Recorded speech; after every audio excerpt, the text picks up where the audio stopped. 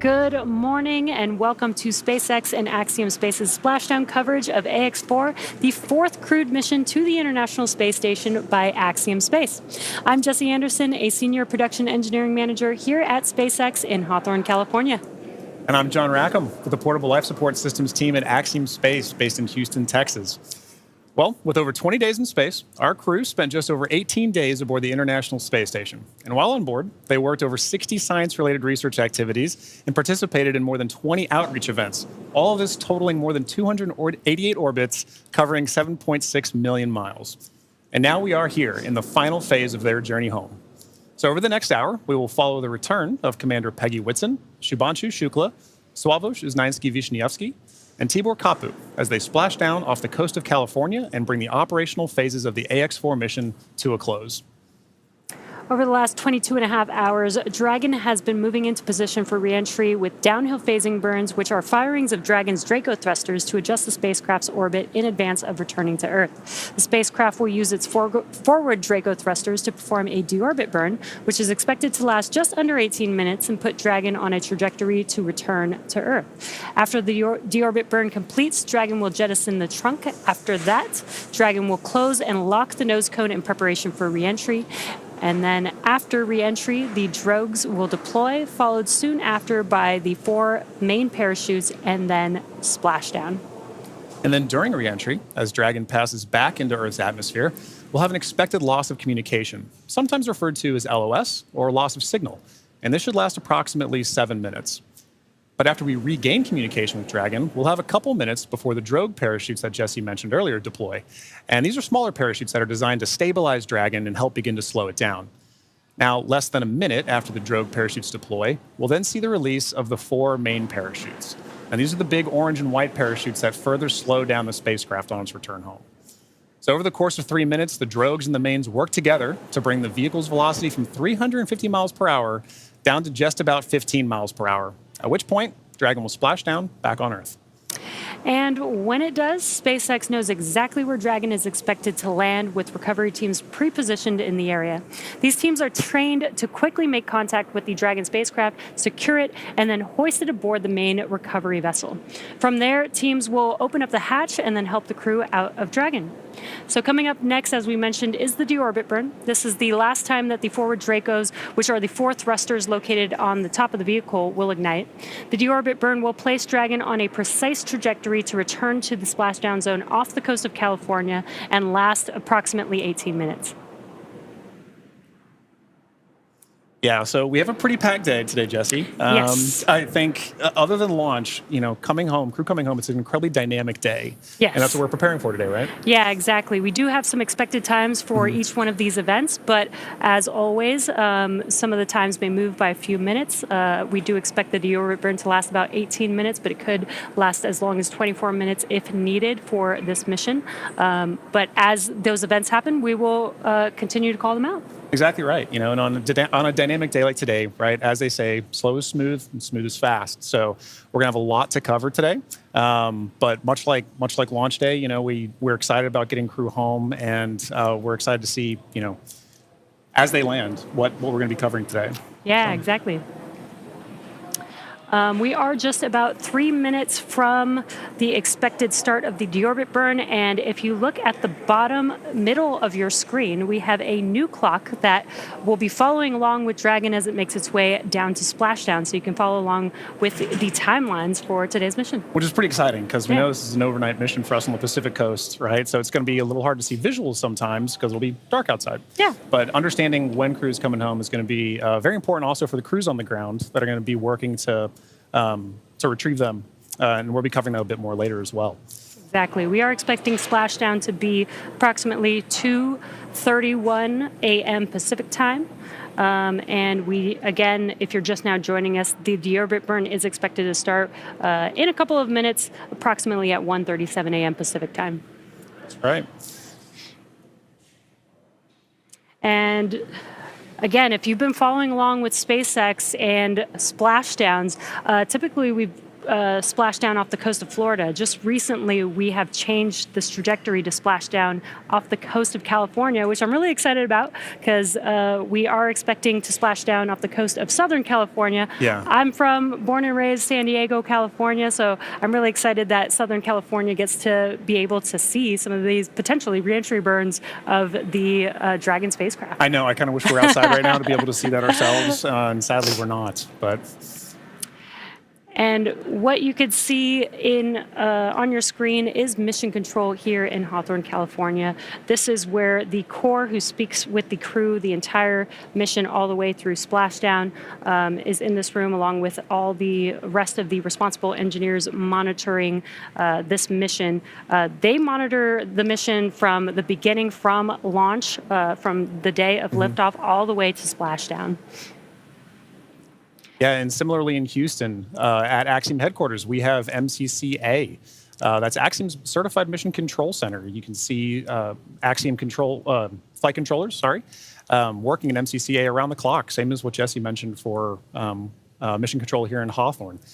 We have 24/7 coverage in all of these control centers, and that's making sure that while crew's up there, we have them supported fully from the start of the mission to the end of the mission. And on a day like today, right, it's a very critical operation. We want to make sure that we're there supporting them as well. So we've got coverage all the way from their return and into landing. Yeah, and a little cheesy, but teamwork makes the dream work. Working in tandem with Axiom Space and our SpaceX members here. Exactly right. We've got to do it together, and I love that we can work in tandem in each mission control and bring the crew home safely. Exactly right. And both those control centers, like we said, work throughout the mission together. Right, on launch day, we have SpaceX's Mission Control Center here in Hawthorne working with Axiom's Control Center in Houston, as well as NASA's Control Center in Houston at Johnson Space Center, and Kennedy. So we have all of these launch complexes that work together, all these control centers that work together, and that doesn't change throughout the course of the mission. It really does exemplify the teamwork that we have to make missions like Ax-4 happen, or Ax-4 happen. And all those flight controllers that we see there, they go through a rigorous amount of training to get to those positions, right? To be able to support crew and to be able to understand what crew's going through so that they know exactly what's going on in that mission in that time frame. Yeah, exactly. And we are still waiting for the deorbit burn or confirmation of the deorbit burn to start. It should be starting any moment now. Again, we're just waiting for the call out. We do expect it to last approximately just under 18 minutes for this deorbit burn for this specific mission. That's right. And if you're just tuning in, after that deorbit burn, we'll then proceed into a few more dynamic operations following that. We'll look to be jettisoning the trunk after we do a CLOS separation. And then from there, we'll move into nose cone deploy and parachute deployment. So, or nose cone closure, and then parachute deployment. So we've got a very full day coming up ahead after this deorbit burn starts. And we did get confirmation that the deorbit burn has begun. Again, it'll last approximately 18 minutes, just under 18 minutes. Now, this deorbit burn is the last time those 4 forward Draco thrusters will fire. Dragon has not yet entered Earth's atmosphere. This deorbit burn is what will line the vehicle up and put it on its final trajectory to the landing site and off the coast of Florida today.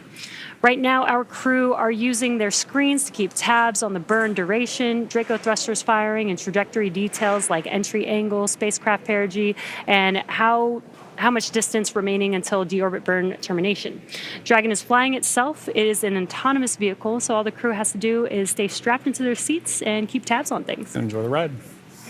That's right. Well, to talk a little bit about the Ax-4 mission, what it is. The Ax-4 mission has really been remarkable in a number of ways from start to finish. And each of these missions, like we talked about, demonstrate the amount of teamwork that we work on. But they're also iterations on the process of flying to and living on station. And each of these provide more opportunities to understand how we live and work together in low Earth orbit. And this crew has certainly done just that. Yeah, let's take a moment to properly meet and introduce the crew. Yeah. Our mission commander is Peggy Whitson of the United States. And we actually don't have enough time to cover her entire resume because it is incredible. But to give a few highlights, Peggy earned degrees in biology, chemistry, and biochemistry. She was the first female commander of the International Space Station. She has spent over 695 total days in space, during which she logged 60 hours across 10 spacewalks. She is a two-time commander for Axiom Space, having previously served aboard AX-2, and she was just inducted as a member of the 2025 Astronaut Hall of Fame class. And congratulations, Peggy. Pretty That's incredible. fantastic. And up next is mission pilot Shubhanshu Shukla of India, whose call sign as test pilot is Shooks. Shooks represents the Indian Space Research Organization, or ISRO. And he's also an astronaut designate of India's inaugural human spaceflight effort, Gaganyaan, an Indian-built rocket and spacecraft. He was commissioned into the Indian Air Force Fighter Wing in 2006. He then achieved the rank of Group Captain in 2024 and has over 2,000 hours of flight experience aboard aircraft, including the Sukhoi 30 MKI, MiG-29, Jaguar, Hawk, and Antonov On-32. Pretty impressive resume. And our third crew member is mission specialist Sławomir Uznański-Wiśniewski of Poland. He is representing the European Space Agency as a project astronaut coming from the reserve class of 2022, much like Marcus Wand, who served as a mission specialist on AX-3. A scientist by trade, Sławomir has earned his master's degree of science with honors from Łódź University of Technology in 2008, Master of Science from Université de Nantes, and a graduate engineering diploma from Polytech Nantes in the same year. He also spent 2 years as the engineer in charge of the world-famous Large Hadron Collider in Switzerland beginning in 2018. And rounding out this crew, mission specialist Tibor Kapu of Hungary represents the Hungarian to Orbit Astronaut Program, also known as HUNOR. The program aims to send Hungarian astronauts to the International Space Station for scientific research and technological development, as well as to inspire young people. He graduated from the Budapest University of Technology and Economics, earning a degree in mechanical engineering, followed by a master's degree specializing in polymer technologies. In 2023, Tibor emerged as one of 4 Hungarians selected from a pool of 247 candidates for the HUNOR astronaut program. He has invested a notable amount of time in his career focused on space radiation protection while awaiting his acceptance to HUNOR. What an incredible crew. Together, they are the crew of Ax-4, Axiom Space's 4th private astronaut mission to the International Space Station. This mission represents the return of spaceflight for 3 nations, but it also highlights the growing opportunities for nations and entities around the world to conduct meaningful work in low Earth orbit.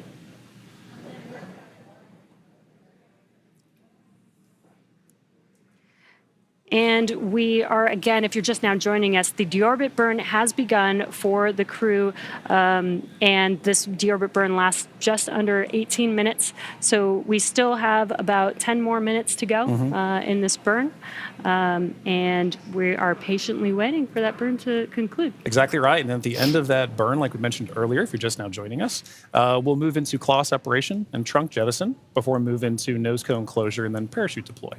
So we've got a few dynamic operations that are coming back to back, coming up here shortly. But, you know, Jesse, we were talking a little bit about that crew. I had the pleasure of meeting them a little bit before the mission, and you can really tell that this crew has taken it upon themselves to really make sure that a priority of this mission is outreach. They really want to ensure that who they are representing, the people that they're representing, are getting an opportunity to come aboard with them. And understand why they're up there, understand why they're going on missions like AX-4, why AX-4 is a mission that needs to exist to further everything. And I know that STEM outreach is something that you find pretty fascinating yourself, right? Yes, John, you already know that. I love outreach. I think it's super important. There's so much technology emerging and growing and advancing, and I think it's super important for the young people to get interested in it while they're young, so they can further explore that interest when they do get older and when they can, go to school or go into a professional field. So I think it's great that this crew specifically did multiple outreach events during this mission. Over 20, I think you said, right? Yeah, and it's one of those things, too, where for a lot of times, this may be these kids' first times getting to understand, like, what goes on the International Space Station? What kind of things can we research in space? You know, I know one thing that kind of resonated with me is, you know, when I got to meet Swav, as he's known by some, especially the crew. His background in microelectronics, right? He's carrying that on his research here today to understand how does space radiation, which is a huge problem to solve, right, for long endurance, for for long-term, long-duration spaceflight missions, how are we going to solve the problem of space radiation? And not just for humans, but for electronics. And so for this particular mission, they were, and we'll cover a little bit of this later too, but they were flying some experiments to assess, like, how can we better protect these in orbit? So I think SWAV, Tibor, their backgrounds really help kids understand, how can I tie my research to the practicalities and understanding of how do we live and work in space?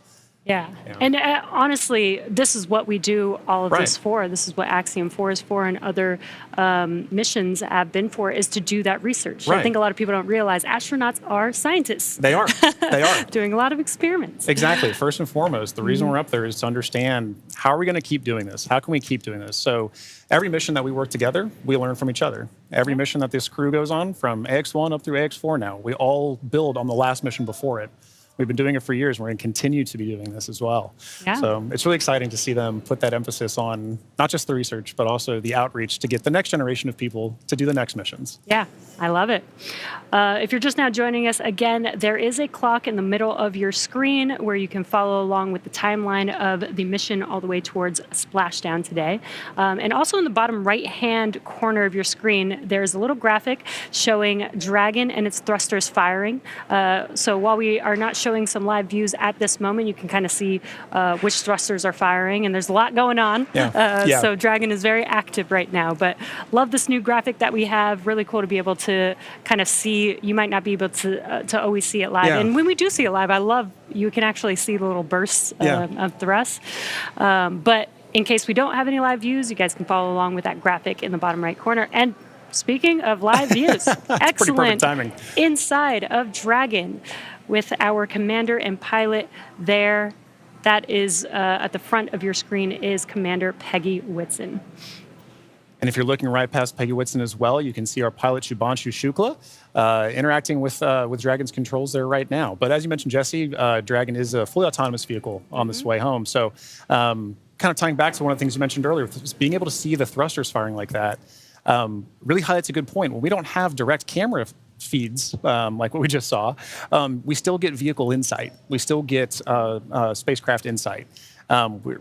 When we talked earlier about what the mission control centers are for, that allows us to get telemetry to that vehicle for ground crews to understand what is the vehicle doing, and allows us to share it with everybody here to get insight to the mission. Yeah, very cool. And it is, I love these live views. Yeah.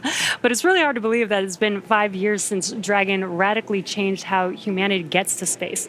After the space shuttle program ended in 2011, NASA astronauts primarily used the Russian Soyuz spacecraft to travel to and from the International Space Station.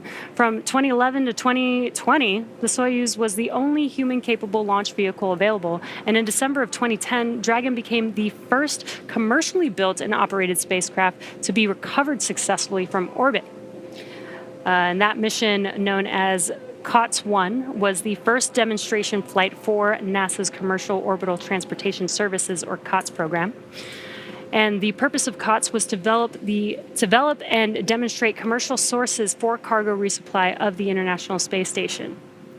Now, fun fact, the Dragon that flew on this historic mission is currently actually hanging behind John and I in front of SpaceX Mission Control Hawthorne.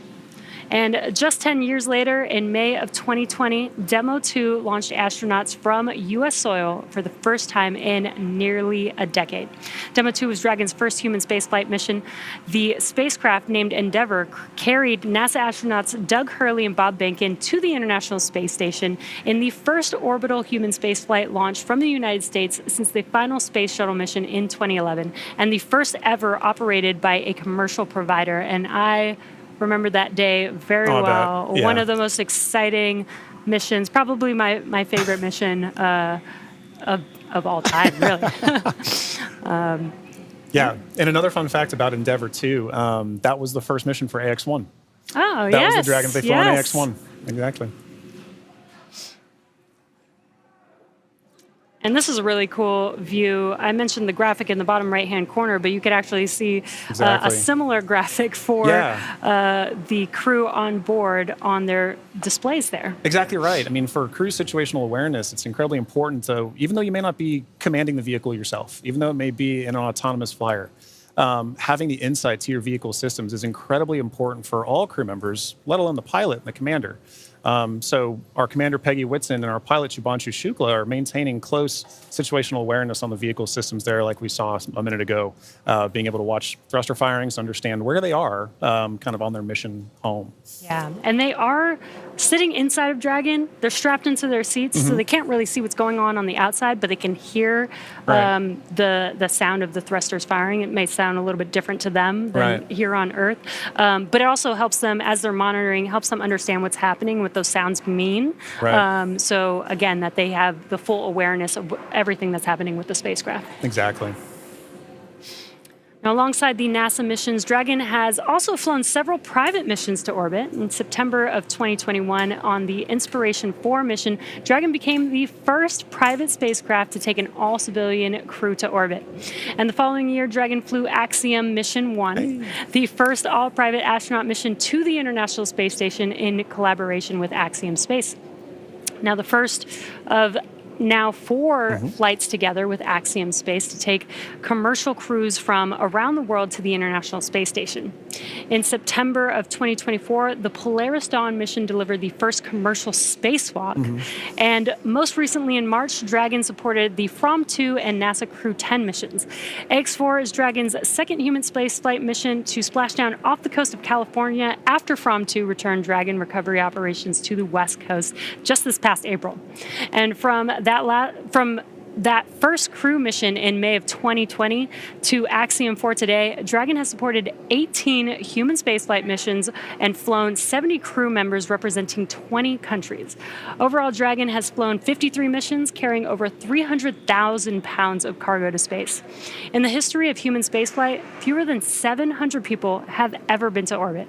At SpaceX, we want to help create a future where not just hundreds of people, but thousands and ultimately millions of people can travel off Earth to live and work in space and on other planets.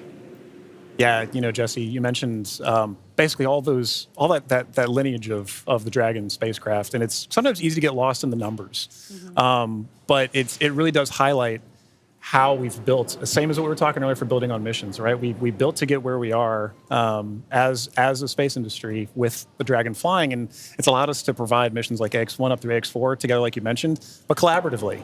And each of us, it allows each of us to play a role in these missions supporting. And so I always really love the teamwork aspect of this commercial spaceflight endeavor, and I think what you just mentioned there really highlights that. Yeah, and just the exponential growth. It's only been 5 years since SpaceX has been a part of this in history, and it's really cool to see how much we've been able to do. Exactly. And we are about 30 seconds or so away from the expected ending of the deorbit burn, so we should be potentially hearing that call out, but if we don't hear the call out on the nets, we will confirm when that deorbit burn is complete. Exactly. And like we mentioned earlier, while we're waiting on those calls, we're still able to view some of the telemetry and insight to the vehicle that we have too. So once we kind of get some awareness that the vehicle is done doing its deorbit burn, we should shortly hear a call after that. But at that point, it's a good reminder that those calls, the telemetry, it serves as an operational synchronization point for all of us to kind of say, a major dynamic operation has just happened. Now, how are we going to regain the situational awareness to say, okay, everybody's back on the same page so we can continue executing all of the flight procedures that we have. So. Yeah, exactly. And we are awaiting the conclusion of the deorbit burn. And again, after that deorbit burn ends, we'll move into claw separation, trunk separation, or trunk jettison rather. And then we'll move into nose cone closure for the rest of the mission. Yeah. We are just in the beginning of the multiple dynamic events that we have left to bring the Ax-4 crew safely back home to planet Earth. Exactly. And we do have our recovery ship Shannon waiting patiently in the Pacific Ocean. We do have a targeted splashdown zone, so the crew aboard the recovery vessel is there waiting, and once they splash down into the water, we'll send a couple fast boats, and then the recovery ship vessel Shannon, will meet the crew, lift the Dragon spacecraft on board to the ship, help the crew get out of Dragon, and then they'll eventually do some medical checks, make sure that they're all good. Exactly right. Board a helicopter and take them back to land. Exactly right. I mean, like that is still a part of the very dynamic operations. And SpaceX and Axiom are both providing crew on the ground to provide in that work. So we have the retrieval of the crew and our Axiom. Dragon, SpaceX, deorbit burn complete and performance nominal. Trunk separation initiated. Awesome. Great news. We heard that call out. We heard that call out that the deorbit burn has completed, which is great news. We're moving on to the next events. So at the moment, Dragon is doing a couple of things autonomously. It's isolating the thermal control system fluid loops from the radiator. This system is what will help keep the internal temperature of Dragon temperate for our crew during reentry, as it does heat up a little bit on the outside of the vehicle. Next up, we are waiting for the claw to separate. The claw connects the trunk to the spacecraft, delivers power, telemetry, and fluids, and claw sep is the first step in trunk separation. And we did hear that call out for the initiation of claw sep. So that event is now in progress. We're waiting for the conclusion of claw separation. Nominal trunk jettison. And all of that just happened. Claw separation as well as trunk jettison. There we go. And it's a good example of the kind of things that we're listening for on this phase of the mission. Really are back to back, and they're structured in a way that are very timelined, very expected. And so while we wait for those call downs, we want to be very cognizant of, is crew checking back in with ground, is ground checking with crew. But once the vehicle hits those certain points and the commands are retrieved, sent, executed, whatever. That we're waiting for those, and we're expecting those. Yeah, and then we do have nose cone closure coming up in just about 3 minutes or so is what we are expecting. And in the background, Dragon is currently inhibiting those forward bulkhead Draco thrusters that we just used to complete the deorbit burn, ensuring it's safe to latch the nose cone shut for reentry. Also, the vehicle has initiated the nitrox suit purge. This will help keep the crew cool and comfortable during reentry, and which again is coming up in a few minutes, that nose cone closure in just about a couple minutes. Now at this point, the nose cone is preparing for closure. That's right. Yeah. And now for those of you just joining us, we are, as Jess just mentioned, we are in the phase of flight where we've now gotten good confirmation that the claw has separated, that the claw has retracted, and that the trunk has been jettisoned. And we're waiting for that nose cone to close. And a minute ago, we had good visuals inside the vehicle showing our commander, Peggy Whitson, and our pilot, Shubhanshu Shukla, engaging with those controls for the vehicle to maintain insight to understand where the vehicle is at this moment in time. And what you're seeing on your screen is a map of where Dragon is above the Earth. And again, it's making its way over, it's going to make its way over the Pacific Ocean to splash down off the coast of California. And you can actually see how close it is passing by the International Space Station there, which is pretty cool. Yeah. Again, it's amazing being able to actually maintain the kind of awareness we have on this, right? As you know, last night when we were tracking undocking, kind of understanding where Dragon is relative to station with regards to things like the keep out sphere. It can be easy on a day like Splashdown when we're not talking about from undocking from the space station, to still be able to maintain awareness of where we are relative to it. I think in our orbit is fascinating. Again, we are waiting nose cone closure. And if you've been following along SpaceX, reusability is extremely important to us. That is what nose cone closure is for. In previous Dragon designs, we used to jettison the nose cone, but being able to close the nose cone allows us to just reuse it. We actually don't necessarily need it on the reentry, but it does protect the forward of the Dragon spacecraft during ascent, during launch, basically. That's right. Yeah, and being able to reuse that, I think, is an incredibly important aspect of what we're trying to do as we advance these missions, right? You take every mission and you learn from it, and you say, what can I do next with it? And so being able to now close your nose cone, and keep the vehicle for Yeah. next time. It's pretty important. Makes reusability and preparing for the next mission very easy. Exactly. But you're right. Now, once we're closing that nose cone, we have to make sure that there's no more Draco firings that are happening, because once those Draco firings are done, we can then safely close the nose cone and prepare it for re-entry. Again, we are waiting for nose cone closure, and it is expected to be fully closed any moment now, so we are just waiting for that confirmation.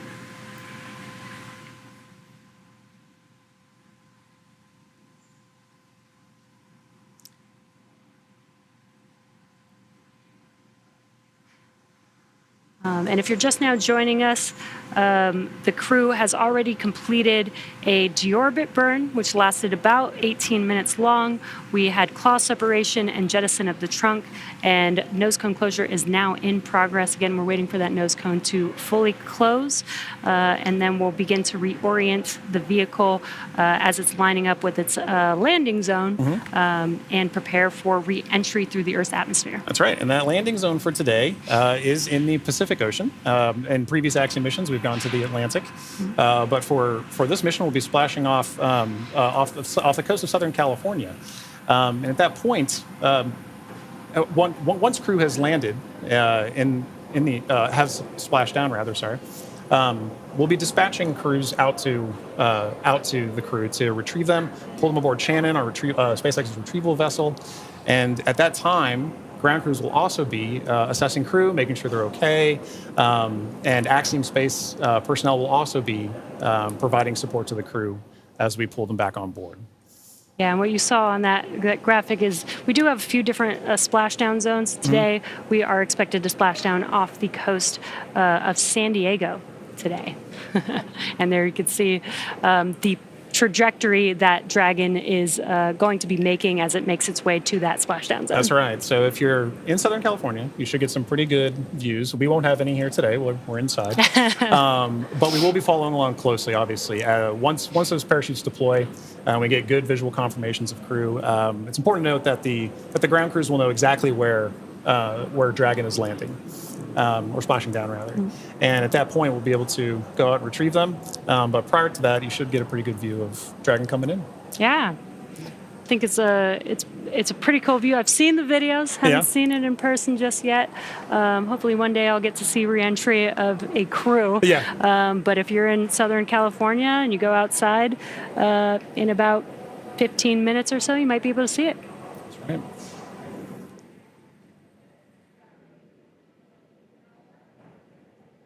Now, we do expect that the nose cone is fully closed at this point, but just waiting for confirmation of that closure. Exactly.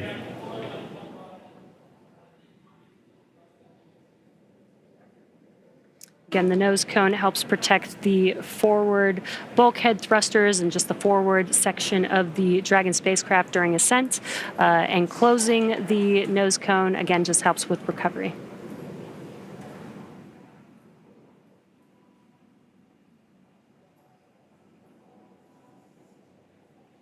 So far, we've had a pretty smooth return home. Yeah. The crew undocked from the International Space Station yesterday at 4:15 a.m. Pacific time. They spent 22 and a half hours coasting, doing a few more orbits in space before they come back down to planet Earth. And we're just under 30 minutes from them splashing down. And again, we have this new clock on your screen, in the middle of your screen, where you see that countdown to splashdown, which I love, because now you can see there's about 26 minutes before we expect them to splash down in the Pacific Ocean off the coast of San Diego today. Yeah, I think having the countdown really helps bring home that they're almost here. It is time for the Ax-4 mission to come to a close, but this is just the dynamic phase of the missions that's coming to a close. There's so Dragon, SpaceX, nose cone secured for entry. Dragon copy, nose cone secured. And great call out there. Yep. The nose cone is now fully closed, ready Excellent for reentry. confirmation. And what you're seeing on your screen is the core, the crew operations and resources engineer. That's who was talking with the Ax-4 crew just now. right. Now, once it's time for our crew to splash down back on planet Earth, they'll be heading to one of several targeted sites supported by SpaceX. Until recently, Dragon recoveries primarily occurred off the coast of Florida. This year, SpaceX moved Dragon recovery operations off the coast of California to allow Dragon to complete its deorbit before safely jettisoning the trunk over the Pacific Ocean.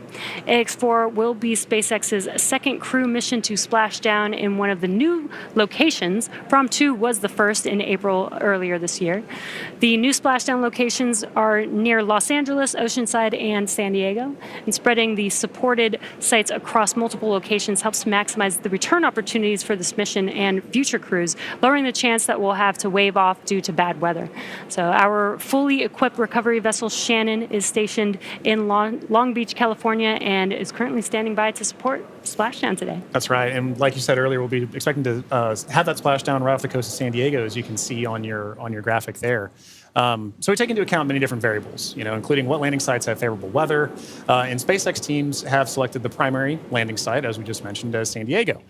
Now, there are a number of weather-related items that play into splashdown and recovery operations. Some of the more obvious factors that impact operations are rain or chance of lightning in the recovery zone, both for the safety of the crew inside, obviously, but also for the recovery teams, as we've discussed, on the water. So we're looking for wind speeds that are less than 15 feet per second, or about 10 miles per hour, and relatively calm seas so that we can safely execute recovery operations. And these recovery operations include a lot, right? It's landing a helicopter on the recovery ship to fly our crew back to shore, but it's also pulling the Dragon spacecraft into Shannon, the recovery vehicle. Yeah, and as we've been mentioning, there are a number of variables and criteria that come into play, and they all help ensure safety of both the crew and the recovery teams. But weather conditions today are looking great in Southern California near San Diego, and for these operations, SpaceX closely coordinates with the United States Coast Guard to establish a safety zone to ensure public safety and for the safety of those involved in the recovery operations, as well as the crew on board the returning spacecraft. Now, multiple notices are issued to the mariners in advance, and during recovery operations, and Coast Guard patrol boats are deployed to discourage boaters from entering the splashdown zones. And that's right. We really want to stress to the public the need to respect this safety zone. Recovering a spacecraft from the water is a hazardous operation, as you can imagine. And any other boats interfering in the area not only increases the risk to the astronauts in the spacecraft, as well as the teams working to recover them from the water, but also to those themselves who would be going out to see it. So for the safety of the crew, as well as your own safety, we recommend you sit back from home, watch and follow along the action from your TV, as the teams who have trained extensively do this. For final entry briefing, report when ready to copy.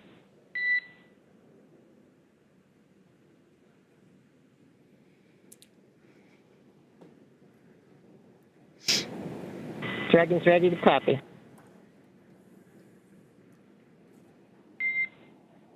Dragon, I have no deltas to the previously briefed times. The vehicle is healthy, weather is still looking good, and recovery forces are on site. Predicted COM blackout starting at 0918 Zulu and ending at 0925 Zulu. How copy?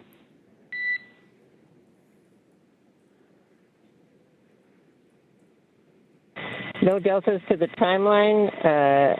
Everything's healthy and weather looks good. 0918 to 0925 for the COM blackout. That's a good readback, Dragon. And with that, I'll be looking for you to verify that tablets are secure, visors are down, and restraints are tightened no later than 150 kilometers. Dragon copy. Roll call.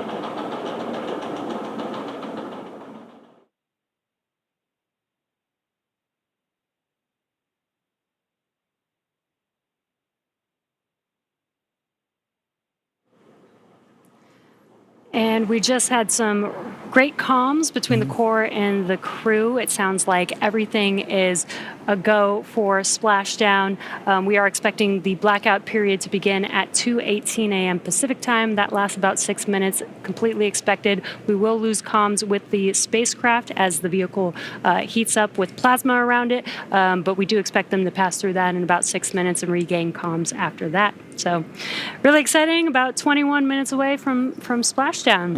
And as you might imagine, astronaut training can be extensive, from training that is specific to each crew member's role to learning SpaceX protocols, space station systems, and preparing for the science and outreach activities that they'll be conducting in space, private astronaut training is rigorous. In addition to the training in the field like they do through NOLS, or NOLS, the Ax-4 crew spent about 35 days training inside of Dragon. Now, to prepare them for flight, our teams at SpaceX spent the last several months teaching the crew about orbital mechanics and how to live in microgravity. While this was more of a review for Peggy Whitson, for the rest of the crew, this was their first time flying on Dragon.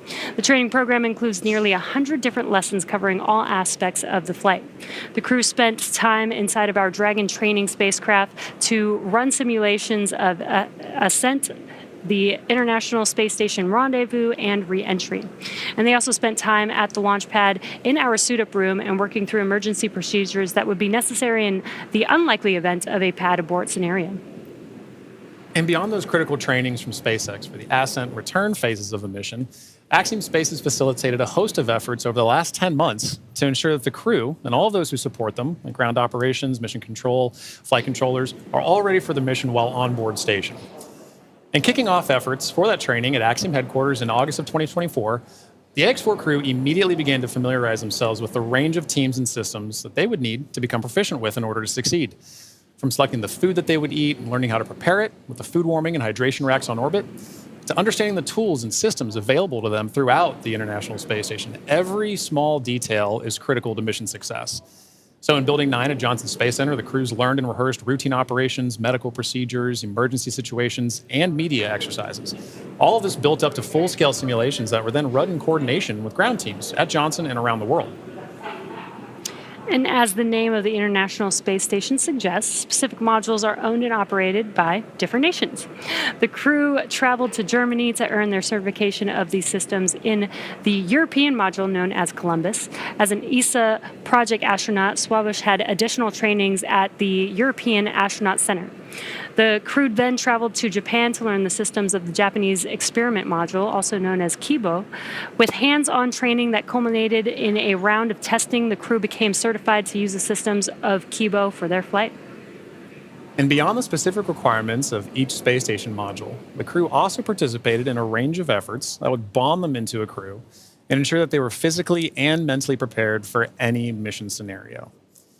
So this included a week of training with the National Outdoor Leadership School, or NOLS, where the crew faced a week of kayaking against heavy winds. It also included a day in an altitude chamber to experience how their body reacts to different oxygen levels, and even included an underwater helicopter escape training simulation. And SpaceX Dragon crew has tablets secured, restraints tightened, and visors down. SpaceX copies. Crew are configured for entry. 5 minutes until predicted comm blackout. We'll see you on the other side at 0925 Zulu. Copy 09250 on the other side of the blackout. Okay, and good comms there from crew that they are ready and configured for their return time. And, you know, an aspect of that is to wrap up our discussion about training. That's a major training point for crew, understanding how their return phase is going to look so that they know, let's go ahead and call ground and let them know that we're ready for maintaining it. So training really is at the heart of any successful mission. You plan, you train, you fly in that order. Yeah, exactly. Training prepares every astronaut, even those very experienced like Peggy Whitson, and she also did retraining with the Ax-4 crew. It's important for the crew to train together. But this prepares them for any phase, any potential scenario in their mission. Exactly right. You know, and missions like this are important milestones for everyone involved, from the crew members who fly to those that they represent, to the host of scientists and engineers around the world who have an opportunity for their research or their technology to be tested in microgravity. Everyone learns from these missions. And for Axiom Space, this is at the heart of why we do these missions. We're building opportunities for others to advance what is possible and expand what is known. And we want to enable every human everywhere to take part in this. Now, after a beautiful launch on June 25th, the Ax-4 crew docked with the International Space Station a little over a day later, opening the hatch and greeting the Expedition 73 crew on June 26th. The crew shared some good words in a welcoming ceremony and an astronaut pinning that we don't have there, but did happen, before quickly getting to work on their extensive itinerary. Each crew member brought with them a host of research, technology demonstrations, and outreach objectives, ranging from human physiology to space radiation impact studies, and even some gardening while they were up there. So this crew maintained a very full timeline, but they prepared for this, part of their training. Each crew member wanted to ensure that every minute of this mission was utilized and that all of their objectives were hit. So Peggy, Shooks, Suave, and Tibor were ready to work with their time on board. Over the course of 18 days on board the station, they accomplished over 60 research activities, as well as more than 20 outreach events. But as their time on station came to a close, the Ax-4 crew participated in a brief farewell ceremony where they said their goodbyes to the Expedition 73 crew. And now for more details on the incredible work performed by this crew on orbit, check out axiomspace.com to see more. Yeah, I love that this crew did so much outreach. 20 events in 18 days is pretty remarkable. Yeah, it's so pretty very impressive. Impressed. Plus the 60 experiments on top of that. So I mean, and as we discussed earlier, it was a huge priority for them to be able to conduct those outreach events for the people of their countries who may not have had a chance to talk to an astronaut to understand why are we going to space.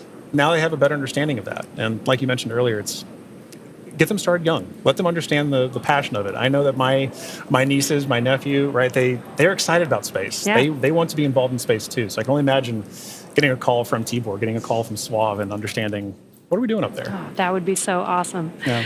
Now we are expecting that blackout period coming up here in just about a couple of minutes. Now this blackout period. This is when the Dragon spacecraft re-enters back into the Earth's atmosphere. What's going to happen is there's going to be a lot of plasma buildup as it's getting more through the atmosphere.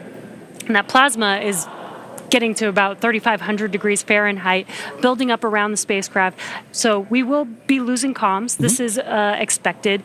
Today we're expecting it to last about 6 to 7 minutes, and then we'll regain comms. And you'll probably hear the core after the expected blackout period time has ended. Make some comms, some calls to the crew until they regain the comms and get confirmation from the crew that they can communicate with each other. That's exactly right. You bring up a good point. An expected loss of comm, or sometimes you'll hear loss of signal, or LOS. It's an expected part of spaceflight. It is planned for. They are predictable, and mission operators or flight controllers work through that to understand when are we going to be able to have and maintain communications with the vehicle, communications with crew, and that can happen at any time during the spaceflight. So for this 5 minutes, right, based on the physics you discussed of the vehicle heating up, it's going to happen, and ground crews can predict for that and work around it. But it's a good reminder that we're waiting for those verbal cues, not just visual cues that we'll get. We've been able to see some visual cues today of crew in their suits, but also be looking for visual cues later, right? Good parachute deploy. We're also listening though for good verbal cues. So we heard a minute ago, Commander Peggy Whitson was calling down saying that crew is in a good configuration for us to go into this period of no comms. Yeah, and we do expect that blackout period has probably begun at this point. That's and right. Speaking of visual cues, I've had the opportunity to talk to some of the astronauts that have flown on our Dragon spacecraft, and they've said it's kind of one of the most spectacular sights they've seen. Really? With different, they said it looks like sparks outside of the window, but with multiple different colors, multiple different looks of what that plasma heating up around the vehicle looks like. So they should be experiencing that right now. The Ax-4 crew still inside of the Dragon spacecraft. Again, this blackout period will last approximately 6 to 7 minutes. And again, we won't hear any comms throughout this period until the expected blackout time is complete, and then we'll start hearing comms from the core calling out to the crew. That's right. As we begin the second half of entry, Dragon is now beginning to flush nitrox into the cabin and continuing to top off the Ax-4 crew's suits with cool air. Again, this is what will allow the cabin temperature to remain comfortable while, as I mentioned, the external temperatures reach 3,500 degrees Fahrenheit. The heat shield is pointing forward, leading the spacecraft to the landing site. Dragon's primary heat shield is comprised of PICA 3.0, which stands for Phenolic Impregnated Carbon Ablator. First generation PICA Pika was first developed by NASA for studying and sampling comets within our solar system. SpaceX then partnered with NASA to develop Pika X, which was the second-generation product used on all Dragon 1 commercial resupply missions that successfully resupplied the space station on 20 missions. Pika 3.0 was developed specifically for use on Dragon as we prepared to begin flying Crew with enhanced structural and thermal properties that optimized the heat shield and drove down cost and mass. The remainder of the Crew Dragon spacecraft is composed primarily of a SpaceX proprietary ablative material. It's another class of thermal protection, which is lighter weight versus Pika and protects the underlying composite structure during re-entry to ensure the structural capabilities are maintained. Now, while Dragon will experience temperatures well over 3,000 degrees Fahrenheit during peak re-entry conditions, the characteristics of the TPS or thermal protection systems, coupled with the egress environmental control and life support system in the pressurized interior, will ensure that the Ax-4 crew will stay cool and comfortable during all the phases of re-entry through splashdown with all that heat surrounding them. Exactly right. Well, now, as Ax-4 set a new benchmark for private astronaut missions with the most research activities executed aboard an Axiom space mission to the International Space Station to date. With over 60 experiments representing 31 countries, the mission showcased the growing global interest in leveraging low Earth orbit for scientific discovery. The research portfolio included 8 technology demonstrations, 12 life science investigations, and 27 research projects. And this research spanned a wide range of disciplines, from cancer biology to regenerative medicine, to even artificial intelligence, agriculture, and materials science. And this further demonstrates how low Earth orbit is a platform for innovation. Now, many of these studies were designed to address challenges both in space and on Earth, such as improving disease modeling, enhancing food security, and developing smarter autonomous systems. Now, the scale and diversity of the Ax-4 research portfolio reflect a shift toward more collaborative science on orbit together, positioning commercial astronaut missions as catalysts for advancing knowledge and solving real-world problems. You know, Jesse, I think this is one of the most important things about a mission like this, is it allows us an opportunity to understand we have a number of problems that we're trying to address on Earth, and it is a unique opportunity to be able to go to low Earth orbit and understand some of the key aspects of that kind of research. And missions like Ax-4 really allow for those kind of problems to continue to have momentum behind them to be solved. The International Space Station has been tackling so many of these problems for over 2 decades now. Yeah. And that research needs to continue. It needs to keep going. I think a lot of people don't realize that some of the stuff that we have that seem very simple and common to us here on Earth actually sometimes come from the research that happens in space. Exactly right. Exactly right. One of the things we were talking about earlier is a major aspect of long duration spaceflight is the radiation impacts.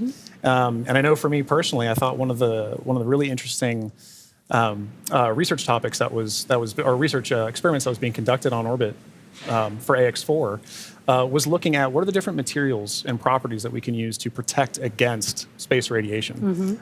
So during the mission, we had a great call between Peggy, Suave, and Dr. Lucy Lowe with Axiom Space to discuss exactly what it is that we're trying to protect for and understand why space radiation is so difficult to wrap. So, you know, missions like Ax-4, they're all important. And we are now seeing great confirmations of the Dragon spacecraft making its return back to Earth right now. And while we are in a blackout period, this is an excellent view, seeing Dragon from the ground as it's re-entering back into Earth's atmosphere. Now, that blackout period is expected to conclude at 2:25 a.m. Pacific time, so just a couple more minutes here, and then hopefully we'll get some comms back between the core and the crew. But in the meantime, at least got some cool views of the crew almost back down here on Earth. Exactly right. And you know, making that kind of visual confirmation is such an important part of what we're tracking today. We're tracking a lot of very dynamic operations. And so being able to see what we see on the screen there is incredibly important for mission controllers. Dragon, SpaceX, comm check.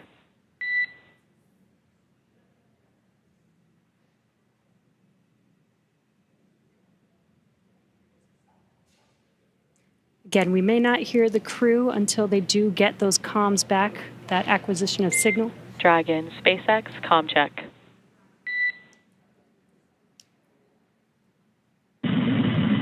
Basics, Dragon. We have you loud and clear.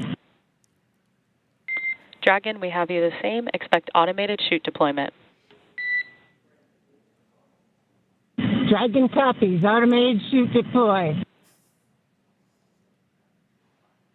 And great news, as you heard there, we got comms from the Ax-4 crew. That's exactly what we're waiting for, and I love that you can hear the excitement in Peggy's voice, too. Yeah. It's like she's done this before. Maybe a few times. A great live view on your screen inside of Dragon as they are re-entering the Earth's atmosphere. And we did hear confirmation that there will be the automatic drogue and parachute deployment coming up here shortly. And on your screen with that great live view. GPS converge. Expect nominal altitude for drogue chute deploy. Copy. Nominal GPS chute deploy. Now we're going to hear a lot of comms back and forth throughout these last 5 minutes here as the Corps will be calling out their altitude as they're making their way down, as well as when the drogue parachutes deploy and the main parachutes deploy. And then as they get closer and closer to Earth, just keeping the crew updated with how close they are before splashdown so that they can expect that splashdown. Exactly right. Exactly right. And those are the things that crew that you're seeing there on the left side of your screen are following along with their onboard telemetry. And for you at home as well, you can see on your screens as well things like vehicle speed, vehicle altitude. All those are really important metrics that we're trying to understand as part of the visual confirmations, the audio communications or the verbal communications that we've gotten with crew.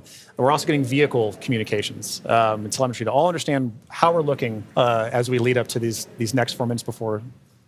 And there you can see on your screen, the seats are rotating for the crew. This prepares them for that splashdown, so they do brace for drogue window. They do reorient the crew depending on the dynamic events that are happening, so the crew does lean back during re-entry. Crew is braced. And then they are sitting up a little bit more upright for those drogue and main parachutes to deploy. That's right. Having them in that position helps distribute the forces correctly so that when they're experiencing that dynamic event, they're as comfortable as they can possibly be. Yeah. We're now waiting for confirmation that the Dragon's chutes have deployed, coming up here just in under a minute or so. Just prior to the deployment of the initial drogue chutes, Dragon automatically safes the propulsion system. Dragon then deploys its drogue parachutes to stabilize and decelerate the vehicle. Then just before drogue deployment, seats automatically rotate to 26 degrees, which we just saw there, to keep the crew within acceptable G limits for entry and landing. And excellent view. Great view. Drogue parachutes are deployed.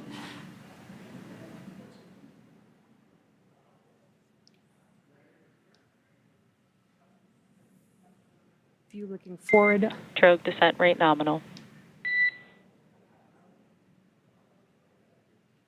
Descent rate nominal. Copy. Again, we're going to hear a lot of comms throughout this next 3 minutes here. This is looking forward on the Dragon spacecraft up at the chutes. Those drogue parachutes are fully deployed now, so we do expect those main parachutes to deploy here shortly.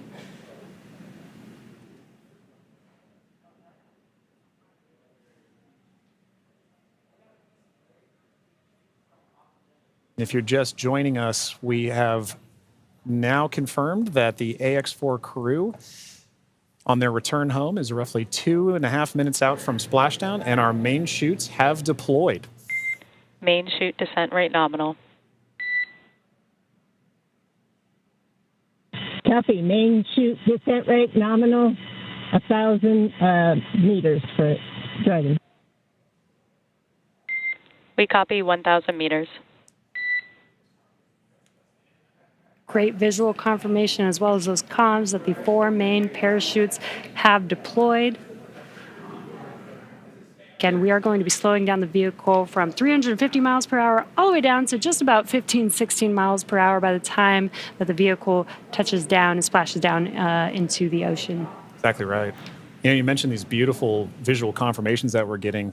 You know, an important aspect of today's specific splashdown is that it's occurring at night. That's Dragon 800. Copy 800 meters.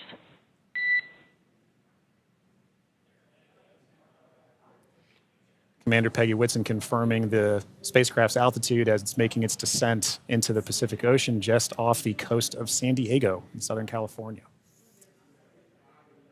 Yes, love that it's coming off the coast of my hometown.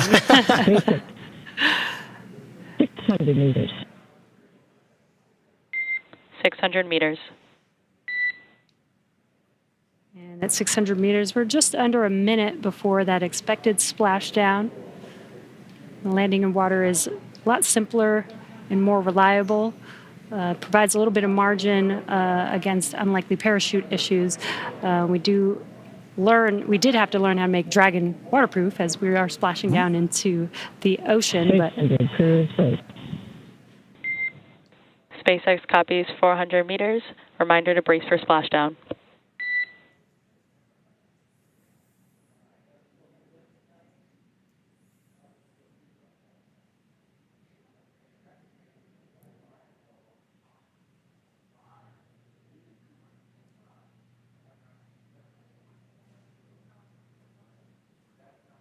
Oh, that's a pretty cool view. Yeah. That's right. Maintaining the vehicle's signature through things like cloud layer and any kind of atmospheric disturbance allows us to maintain visual contact with the vehicle as it's making its final descent towards water landing. And it's a little foggy, as you can see there. Yeah, Pacific fog is rolling in. We've got some very bright lights as Dragon, you can see the ocean there. Dragon is about to touch down in just a few seconds here. And working their way towards the vehicle are the SpaceX and Axiom support teams that will be present for the next phase of our splashdown coverage today. At this point, we'll be waiting for confirmation of the crew's safe landing, and then we'll move into the phases of this mission, which are really, let's recover the vehicle, let's recover the crew, let's make our assessments, and at that point, we'll be covering. And we have splashdown of the Ax-4 crew back on planet Earth. Welcome home.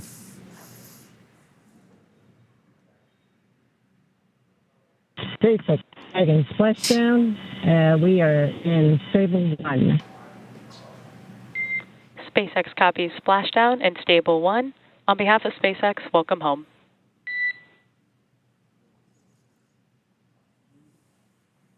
And thanks for the great ride and the safe trip, and Grace is happy to be back. We are happy to have you back home safely as well.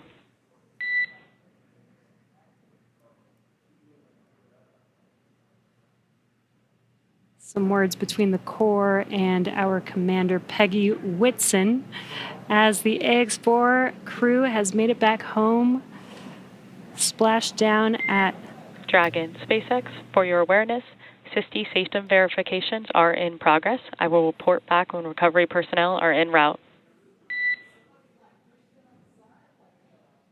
Dragon.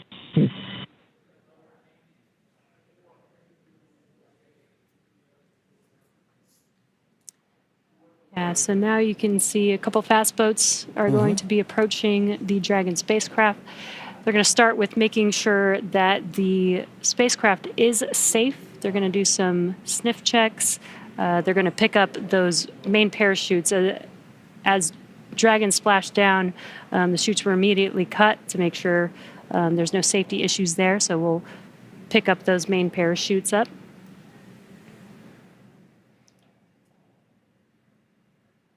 Once the crew deems that the spacecraft is safe, then our recovery vessel Shannon can begin to approach and begin the recovery process. So we are now eagerly waiting on recovery of our Dragon spacecraft with the Ax-4 crew. Dragon has already autonomously completed several steps to save itself following splashdown. So for those of you just joining us, the return of Ax-4 has gone smoothly so far, and we just got great confirmation that crew has splashed down. So Dragon successfully re-entered the Earth's atmosphere, followed by deployment of its parachutes to slow the spacecraft down to a gentle 15 miles per hour. And at that point, they successfully splashed down in the Pacific Ocean at 2:31 a.m. Pacific time, off the coast of Southern California. So at this point, like you mentioned, Jesse, we are just waiting for Dragon's recovery of that from Shannon. Yeah, upon detection of landing, Dragon automatically releases the main parachutes to prevent wind from pulling the spacecraft. Dragon then automatically saves any pyrotechnics still present on the vehicle and may automatically perform additional minor system reconfigurations. The astronauts remain seated and in their suits at this point, but the onboard air conditioning keeps temperatures in check inside the spacecraft, and the communication systems on board remain powered so the crew can continue to communicate. And as we're watching, SpaceX has 2 fast boats in the recovery fleet, which move very quickly to get to the splashdown point.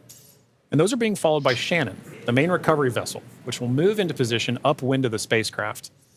The 2 fast boats have very specific roles here in these operations. The first fast boat makes initial contact and is focused on immediate safety inspection of the vehicle, checking for vehicle integrity and any presence of hypergolic propellant vapors. This ensures that it's safe for Shannon to approach the Dragon spacecraft. Now, once Dragon is cleared for full approach, the team begins rigging the spacecraft for water recovery by the recovery ship. The second fast boat is responsible for parachute recovery and also serves a redundant boat to the first. So we'll see a team member. We'll also see a team member on a jet ski helping to gather up the now detached parachutes that you mentioned came off, Jesse. Yeah, and it'll take a little over 10 minutes for the recovery crew to complete their safety checks. Then once they're complete, the team will begin preparing Dragon to be lifted into the recovery vessel.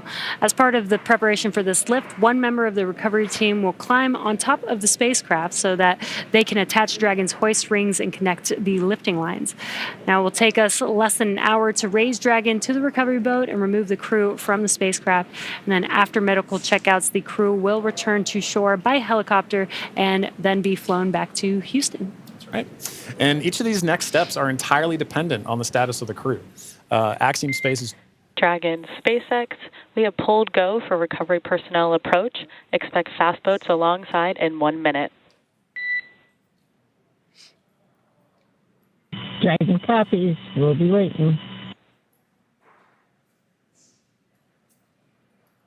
And with that call from Core to Commander Peggy Whitson, you can see now the fast boat making the 2 fast boats making an approach to the Dragon that you see in the middle of your screen with that flashing green beacon. Now, as we mentioned, Axiom Space's chief medical officer is on the main recovery ship Shannon and is ready to put eyes on this crew for the first time since they departed quarantine together. And our medical teams will be with them every step of the way home.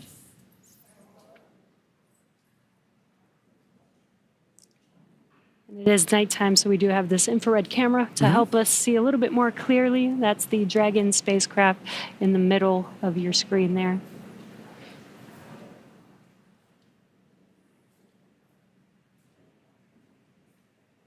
These SpaceX fast boats are now making initial contact with the Axiom-4, with the Dragon spacecraft, excuse me.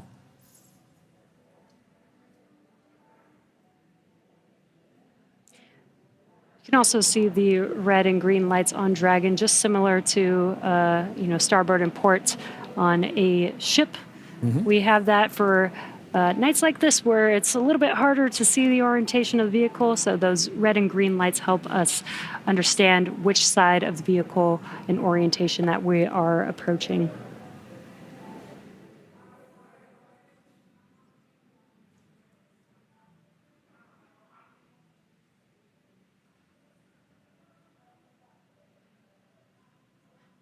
And it does look like they are pulling a main chute out of the water there. Again, those detach immediately as soon as the spacecraft splashes down. This helps prevent the wind from dragging the spacecraft after it's splashed down and helps keep the crew safe. But we do recover those main parachutes, keep them out of the water. Exactly. And as we just discussed, each of these fast boats has a very specific role that they play. That is all part of, again, the ground operations that support the retrieval and recovery of the spacecraft, as well as the Ax-4 crew. So all of these are part of the ground training that's required in order to pull off those operations safely and successfully. So even though we're having, splashdown at night, right, we're able to ensure that we're executing smoothly, but executing successfully.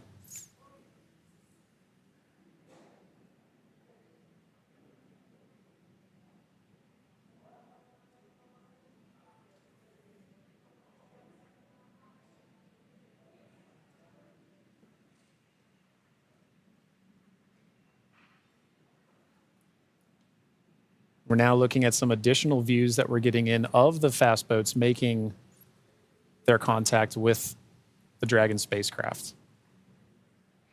And we should be seeing a crew member actually climb on board the spacecraft, Yep. do some final safety checks, and then help begin setting up the rigging for the spacecraft to be lifted out of the water. That's right. It's all part of a coordination, a choreography of events, right? Getting from spacecraft is in the water. What are the next few steps that have to occur before we can get Dragon onto the recovery vessel Shannon? And this is a very key moment in that. Yeah, and right now you can see them doing the sniffs, making sure that there's no hazardous gas or chemicals around the vehicle and that it's safe for the team to actually approach and climb onto the spacecraft. And as always, the recovery crew is wearing the PPE necessary to perform these operations. PPE is personal protective equipment. And it's a good reminder that even in this phase of the mission, we're excited crew is home, but the job's not done yet. We're taking this time to make sure that we're operating smoothly, that we're operating safely, so that we ensure a safe return for the crew on board the vessel and back home to their families and teams. Yeah, we call conclusion of the mission when the crew egresses the spacecraft, and egress means to exit the spacecraft.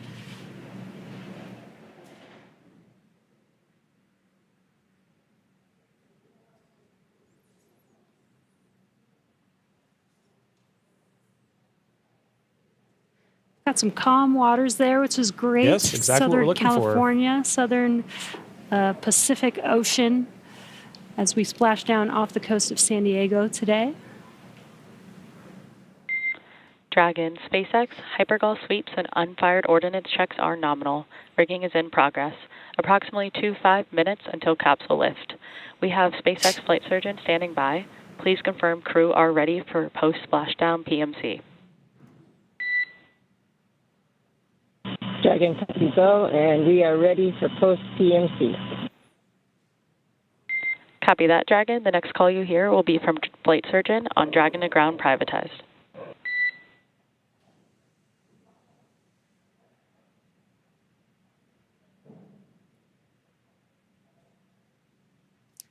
And you heard those comms. The team is going to do some medical checks. They are going to do that on a private net. And that's what those comms were, confirming that they are switching the nets that they will be communicating on. And this is just to make sure that the crew is feeling okay. Exactly right. Through all those dynamic events. While for us watching Dragon re-enter the Earth's atmosphere from afar, there's a lot going on in that spacecraft there with the crew. So just making sure that the crew is feeling good and checking in with how they're doing. Exactly. It's an important touch point for kind of reaching a key milestone on the return trip home. As just mentioned, it's a very dynamic phase of flight. And those private medical conferences, or PMCs, with a SpaceX flight surgeon really allow ground teams to be able to make an initial assessment of crew while the team is also the ground teams outside are continuing to work that rigging. They mentioned it would take about 25 minutes for crew to rig and then hoist the Dragon spacecraft into the recovery vessel. So while those operations are happening, crew will also be talking with ground medical personnel just to get an understanding of, hey, how's everybody doing? How are you looking forward to it? Yeah. And they did confirm that the vehicle was safe to approach. They did some hypergol checks. And they also checked the thrusters that did not fire to make sure that there are no leaks from those thrusters. We do have Super Dracos on the vehicle in case of an abort emergency during ascent. We did not need those thrusters on this mission. And again, they are only used for the ascent portion, but we do want to make sure that throughout the mission, as the Dragon spacecraft was docked to the International Space Station for 18 days, that everything is still good and safe, again, to complete these final recovery operations.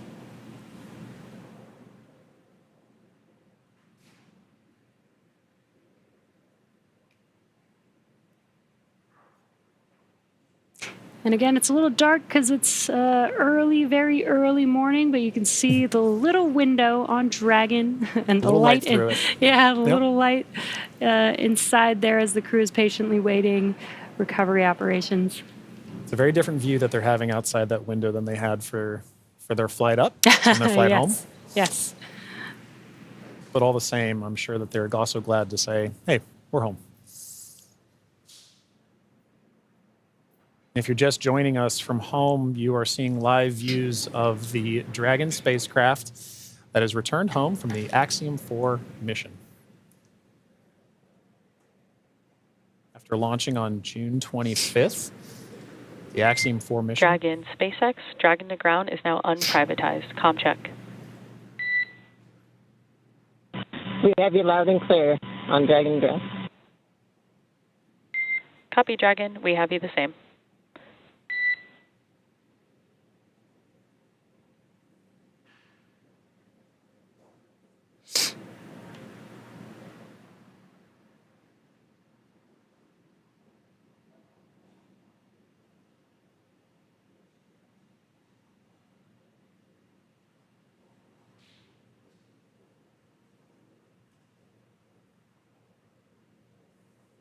You can now see on the screen SpaceX support personnel beginning the rigging procedures to ensure that the Dragon spacecraft is rigged. SpaceX, be advised, we're going to step into transitioning the forward link. Comm will be unavailable for approximately 5 minutes. Rigging continues nominally. Dragon copies, 5 minutes. LOS.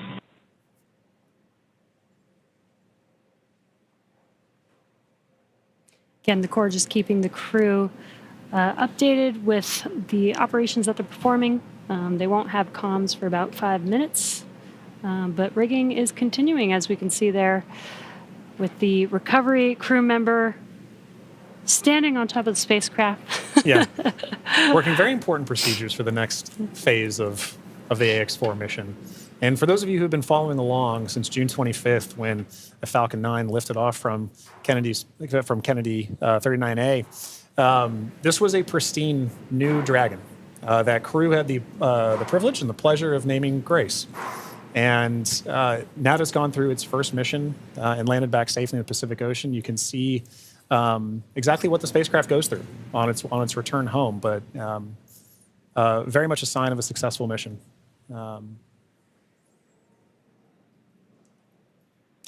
Yeah, I love the tradition that the first crew that flies in the spacecraft get to name the spacecraft. And Peggy Whitson had some great words on why they named the spacecraft Grace, which I think is amazing. And we've got a great fleet of Dragon spacecraft.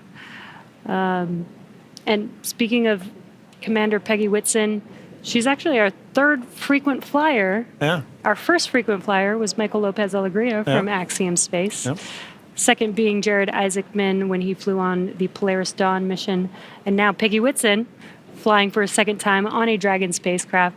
At SpaceX, we're trying to make these vehicles reusable, just like aircraft when you fly and fly over again multiple times a day. And we're getting closer and closer to that with the same crew members flying again, which is awesome.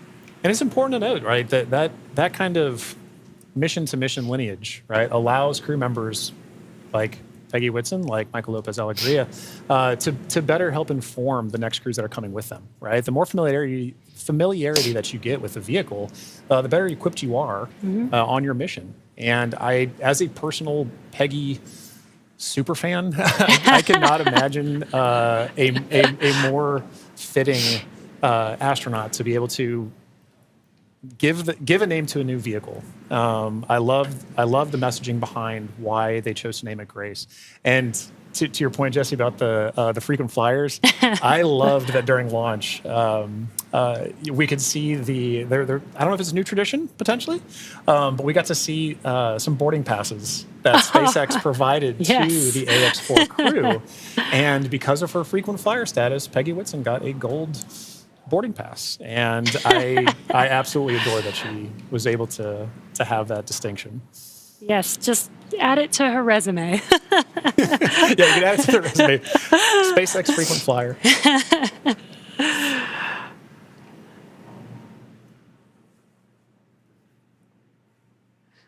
Yeah, I love the boarding passes. Again, always trying to make it as common as aircraft, planes that we fly on every single day. Exactly. And we're still just in the beginning, but I feel like we've made a lot of progress in the last 5 years, and we still have a lot of new things, new missions, and improvements that we want to make to, future spacecraft and launch vehicles. So I'm excited for the future. I really Exactly do right. believe that we could get to aircraft, plane, regular flight, Yeah. multiple flights a day Yeah. within our future. I think we can. And human spaceflight it's a team sport, and it is something that you are always learning from. No matter how commonplace any of these missions get, right? There is always the amount of training that you put into it to execute that plan, train, fly mentality, and being able to perform these missions, being able to say that Peggy has flown on multiple Dragon spacecraft at this point, kind of highlight that every time she's going to still go through the same training that she did for the last mission, that all these crew members, that all of the ground support personnel are going to be ready to support missions like these from even well before crew is on the launch pad, all the way through Splashdown, pulling them onto the recovery vessel here for the Dragon spacecraft. And you can see on your screen both the fast boat and the recovery vessel Shannon making approach to Grace, our Dragon spacecraft.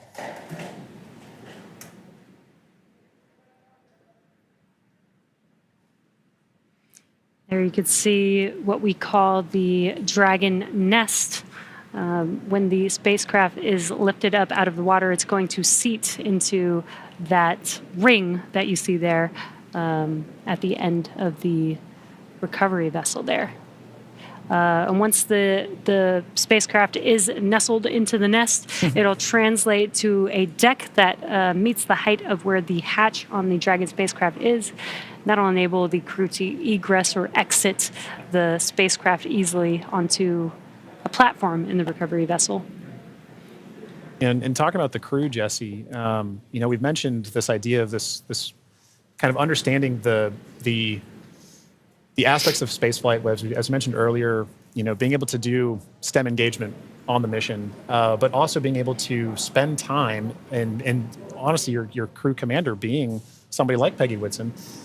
For Shooks and Suave and Tibor to be able to take that knowledge back to their respective space agencies and to their countries is a huge step forward for what you just mentioned earlier about making sure that that human spaceflight as a team sport continues for everybody to understand what's going on, because now Shooks and Suave and Tibor have a very important distinction, and they now have a very unique perspective on what it takes for a human spaceflight mission to occur. as first time astronauts, they're going to take back all that knowledge from their time on the International Space Station and be able to make huge impacts with their space agencies and their countries. Yeah, I'm sure they learned a lot from Peggy Whitson, but also the other crew members that are currently on board the International Space Station. They got to interact with so many different people with diverse skills. Exactly. And 18 days is quite a long time in space. It is. So it's a good amount of time. I believe this is the longest duration for an Axiom space mission so far. That's right. We heard a lot of those kind of sentiments shared between the Ax-4 crew and the Expedition 73 crew currently on the International Space Station during their farewell ceremony, during their undocking last night. It really kind of underscored the aspect of once you're up there, once that hatch is open, it's all one team. Mm-hmm. It is. Like we keep saying it's a team sport, but once they were in there integrating with the Expedition 73 crew, that Ax-4 crew was learning so much more. And it was highlighted in everything that they were able to execute, right? We mentioned earlier over 60 research projects, over 20 STEM engagements, outreach events. Over 18 days, that's an incredible amount of time packed into their timeline, just coupled with sleeping, sleeping and being there, and also, but also like the aspects that they're not timeline, but engaging with the crew, sharing cultural touch points, understanding each other, getting to learn each other. And they did have the benefit of getting to meet this Expedition 73 crew before their flight. So by the time they were opening that hatch, they kind of knew each other. And I think it's an incredible aspect of this mission for sure. That's so awesome. Yeah. I wonder what their comms were. I'll meet you in space. Exactly right. I wish I had the ability to say that. That'd be so cool. One day when we're all able to fly in space. All right, sounds good. I'll see you in space then. See you in Spacecraft. Looks like we're getting closer. They are pulling the spacecraft towards the recovery vessel. Looks like we're rigged up, and you can see the hydraulic lift moving forward and down. And then it will begin to lift the spacecraft out of the water and again into that Dragon nest that you see there on the recovery vessel.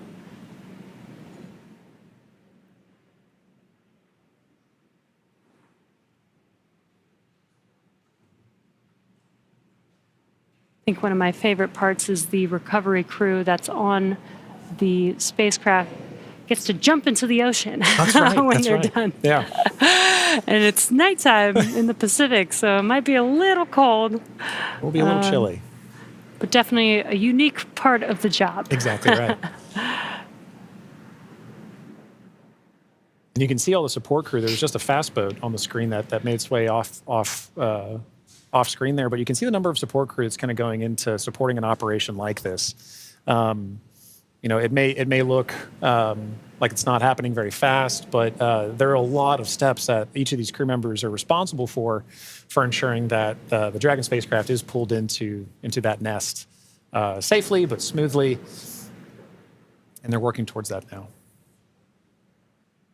There he goes. Love that. Despite the freezing temperatures, it looks fun. And he got out of the water pretty fast, so I think you're right about that.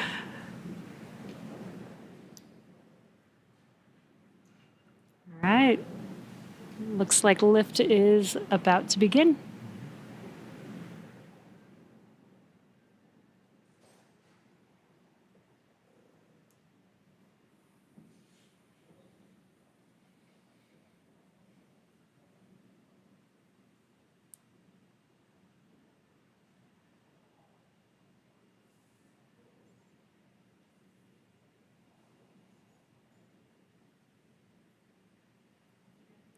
For those of you just tuning in, the Ax-4 crew splashed down off the coast of Southern California a little under 30 minutes ago.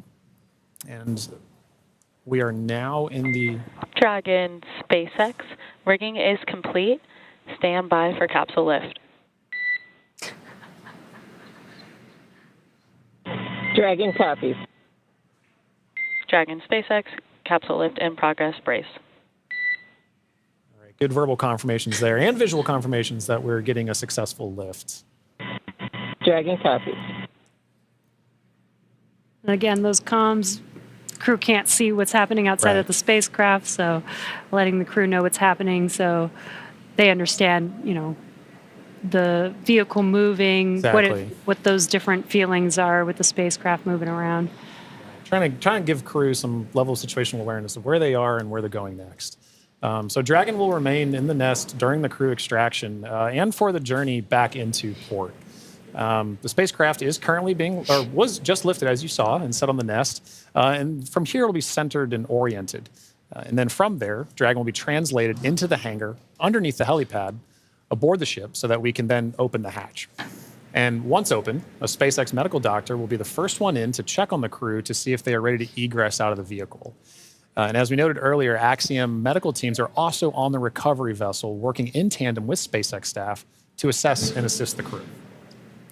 The astronauts will egress, or what we call exit, from Dragon's side hatch, pending spacecraft orientation in the water. Before opening the hatch, the spacecraft's cabin pressure must be equalized with the outside environment.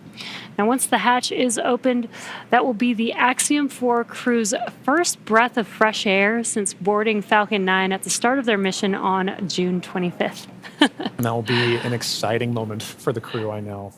But for the crew and also for the ground crews, getting that first confirmation of your crew exiting the spacecraft, getting good medical checks, and then coming out and giving a thumbs up is something everybody wants to be able to see, and we'll be able to see it soon. Yeah. And it looks like the spacecraft is nestled into the nest. Dragon, SpaceX, welcome aboard the recovery ship. Apology for the delayed call earlier. We are still working to transition the forward link. Recovery personnel are completing their final checks, and I will let you know when we are ready for translation across the deck to the egress platform.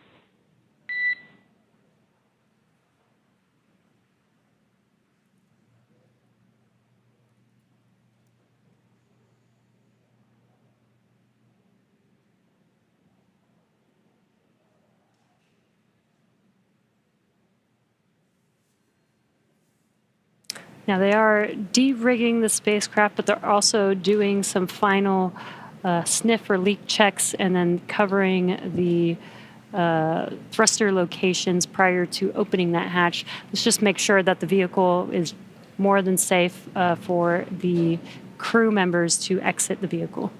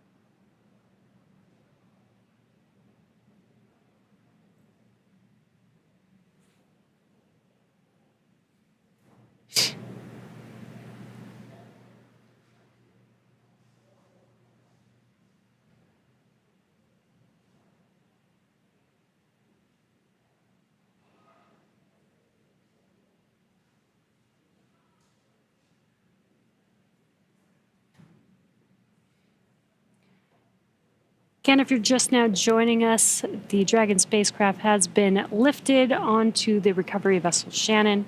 Now the recovery crew is safing the vehicle. They're putting some covers on the thrusters of the vehicle just to ensure, now that the spacecraft is no longer in operation, we don't need those thrusters. They did some sniff checks before they put some covers on it. SpaceX, comm check. We have you loud and clear in Dragon. Copy that, Dragon. We have you the same. Welcome aboard the recovery ship. We are working to troubleshoot the forward link transition. Stand by for translation across the deck. I'll let you know when we're ready for that. Okay, copy.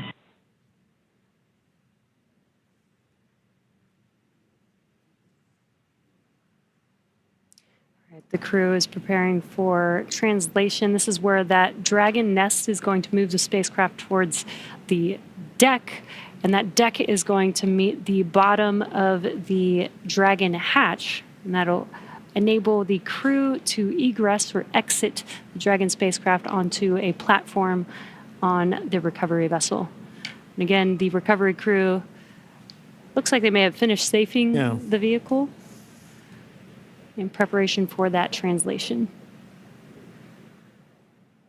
As you mentioned, Jesse, that hatch that you see right in the center of the spacecraft, when we see crew egress from that, SpaceX Medical personnel will be there to assess crew and assist them along with other ground support crew out of the spacecraft.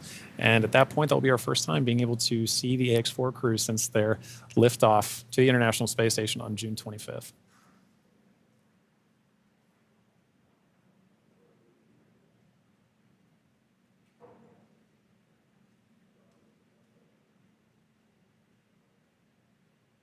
On a side note, I do love seeing crew go into and come out of the hatch, whether it's the side hatch or whether it is the docking port. I love seeing the smiles on their faces. Yeah, it's going to be exciting for them once we open this Dragon side hatch. Again, it'll be the first breath of fresh air in about 20 days for them since they boarded the Falcon 9 on launch day. And it is an interesting distinction. You launch in the Atlantic and you splash down the Pacific. It's very different breaths of air that you're getting. And you traveled all over space for thousands of miles. 288 orbits, something like 7.6 million miles, all just to come down across the country. Millions of miles, I should say.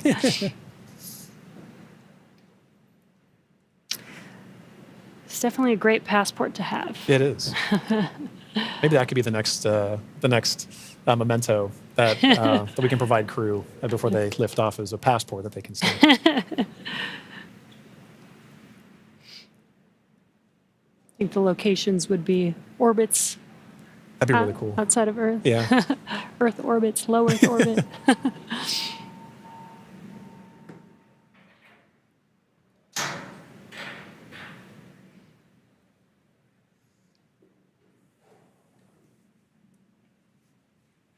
Again, next up, we are expecting the translation of the Dragon spacecraft named Grace, named by the Axiom Mission 4 crew.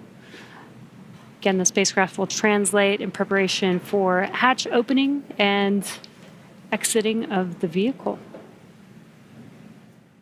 A few moments ago, Core spoke with the Ax-4 crew to let them know that the translation will be happening soon. Dragon SpaceX, final checks are complete. Translation across the deck to the egress platform will begin shortly. There is a chance that we get a lot of alarms. No concern. Dragon copies.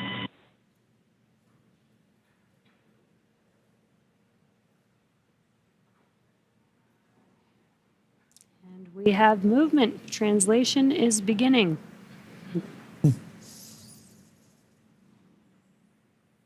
Some residual ocean water splashing down. And then we are washing down the hatch area. Again, just preparing for the vehicle's side hatch to be opened. Getting some of that salt water off, maybe some of that plasma from reentry off. Right, all nominal processes to ensure that that crew can safely egress the vehicle, but also that ground personnel are safely protected while handling the spacecraft and crew as well. So at this point, we can see SpaceX personnel positioning themselves to support in this, as well as the spacecraft making final approaches to that upper landing pad for crew to egress the vehicle.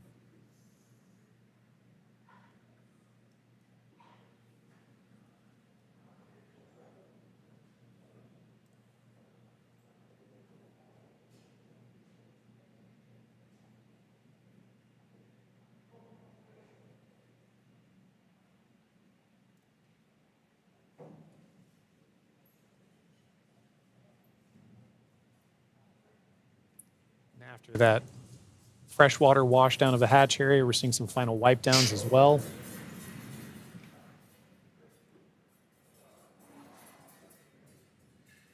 For those with a keen eye as well, you could see on the side of Grace, as it was making its approach towards the upper landing, the Axiom logo proudly displayed on the spacecraft.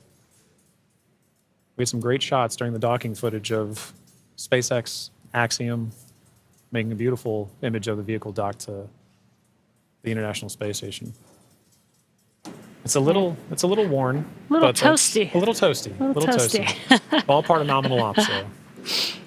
3,500 degrees Fahrenheit That'll will do that.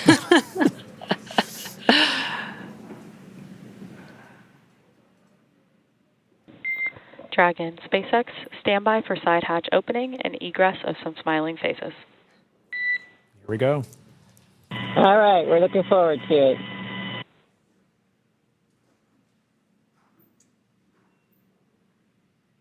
They are just about to open that side hatch. And again, first person that'll greet the crew will be the medical officer.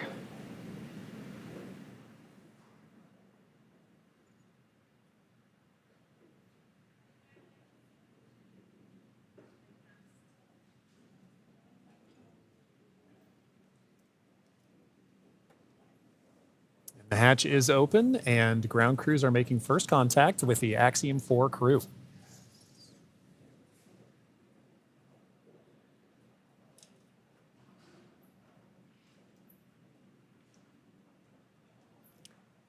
And you see that square looking tool. That's just a protector for the hatch seal for while the crew egresses.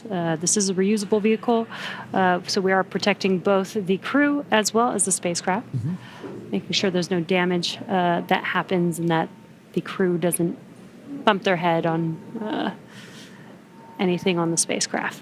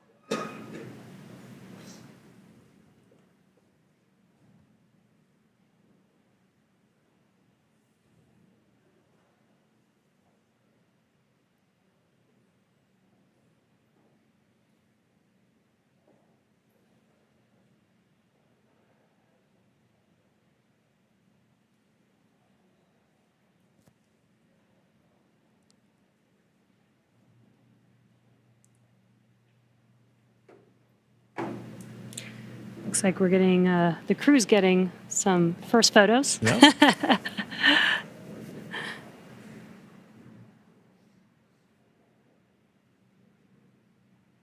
a good sign that they had good initial comms with medical personnel. So this time we are now just, if you're just joining us, we're waiting for the Ax-4 crew to egress or exit the Dragon spacecraft, also known as Grace, as part of the conclusion of their more than 20-day mission to the International Space Station.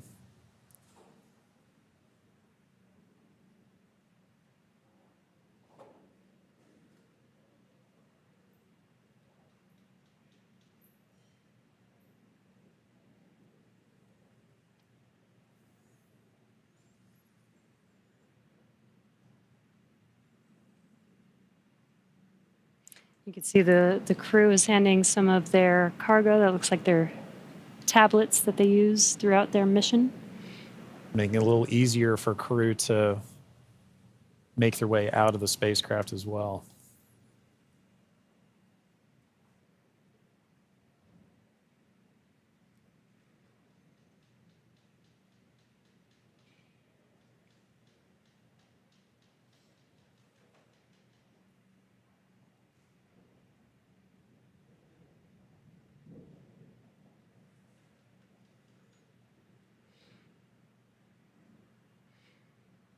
Looks like they just removed the footrests. Gives the crew some space to get out of their seats while they are exiting the vehicle. Now getting some great internal views of the Ax-4 crew in their Yes. spacecraft. I already saw some big smiles as people we've all been saying.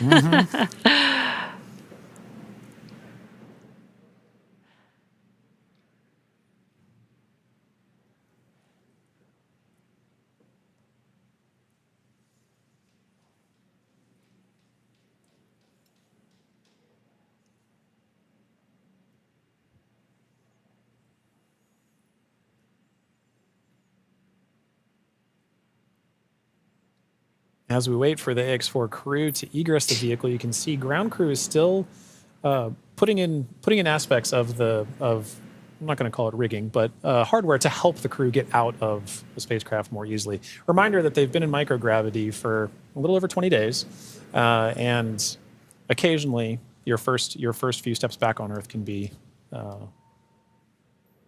slightly challenging. It's a little different in microgravity than dealing with the gravity here on Earth.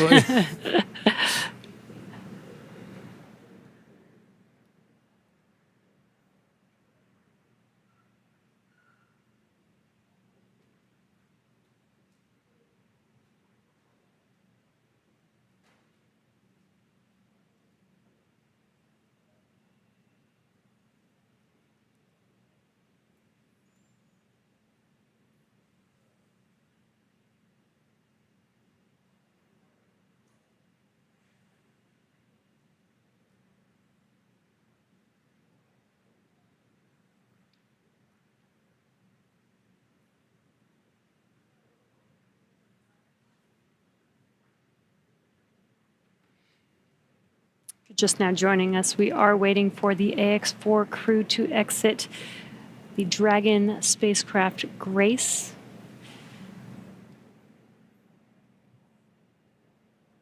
Peggy, Shooks, Suave, and Tibor are at the end of their Axiom Mission 4. After 20 days in space, 18 on board the International Space Station. 18 days.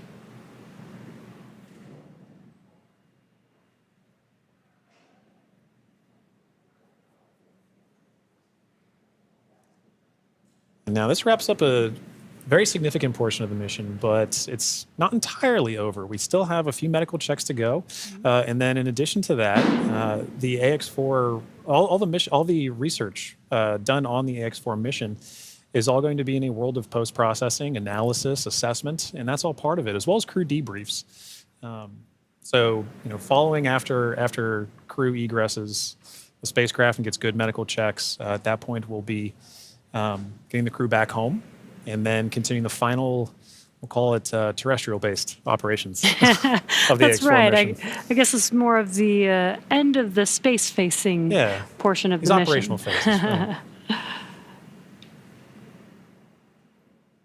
We're still going to take our time to get there. You can see ground crews are still working with the crew members and hardware inside. They've established some ground support equipment to help in the aid of the Ax-4 crew getting out of the spacecraft.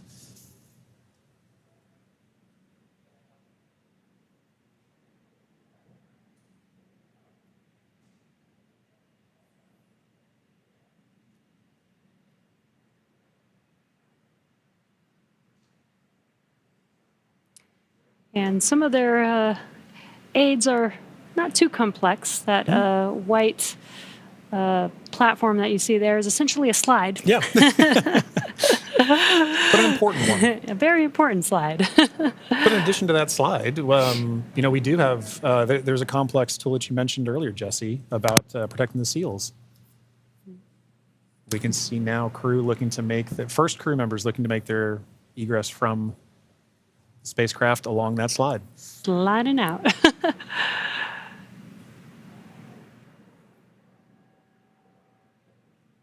And there she is. We see Commander Peggy Whitson, all smiles, exiting the spacecraft grace. That is a beautiful sight. Peggy Whitson, the Ax-4 commander, is home, having logged 695 days in space on 5 flights. She is the 7th on the all-time list for most days in space by a human. It's an incredible feat. Legendary.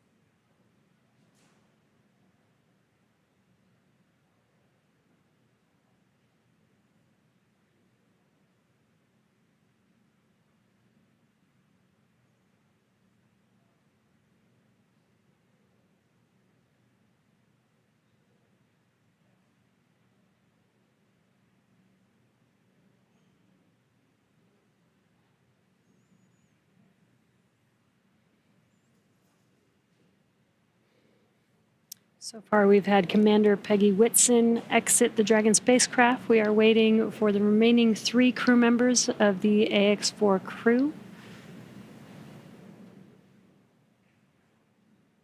There's no real order to the egress. It's really up to the crew. So we're patiently waiting to see who's up next. Right.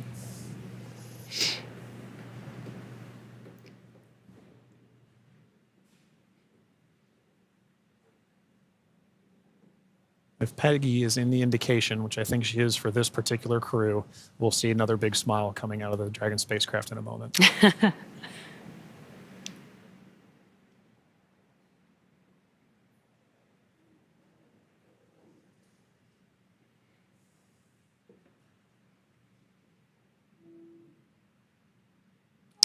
And we've got our pilot, Shubhanshu Shukla, as our 2nd crew member exiting the spacecraft. And some big smiles, as you said.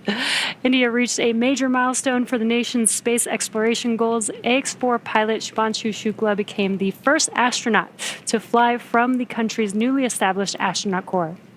His participation marks a vital step forward for ISRO's Gaganyaan program, which aims to send Indian astronauts into space aboard domestically developed spacecraft. Shukla's flight demonstrates India's readiness to execute international missions and reflects the country's broader ambitions to become a key player in the global space community.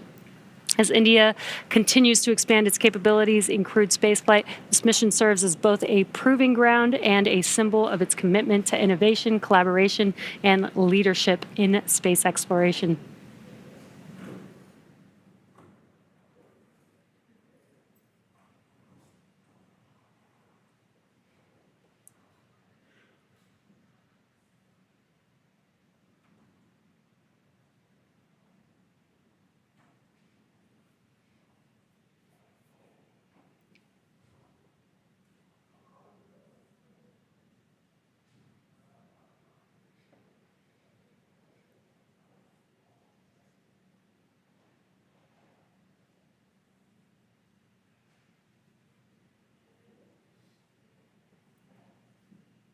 Now, at this time, we are waiting for the mission specialists of the Ax-4 mission, Sławomir Uznański-Wiśniewski of Poland and Tibor Kapu of Hungary, to now egress the Dragon spacecraft.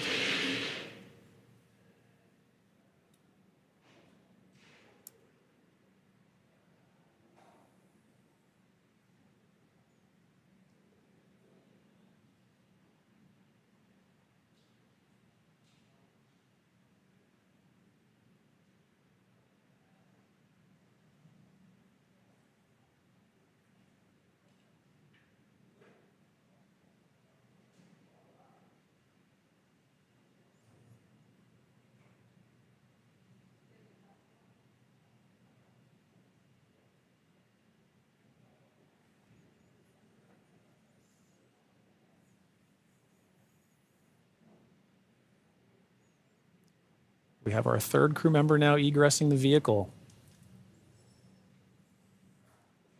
And there is Sławomir Uznański-Wiśniewski of Poland.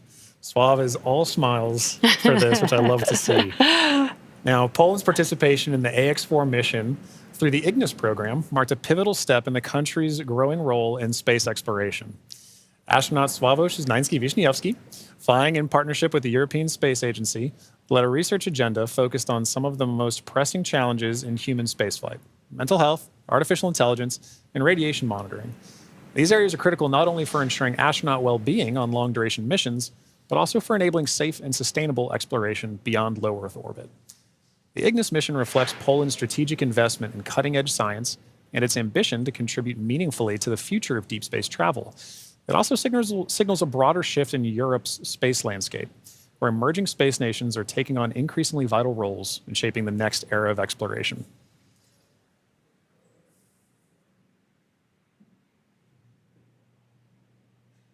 And based on that smile, I'd say Suave felt like he had a very successful mission.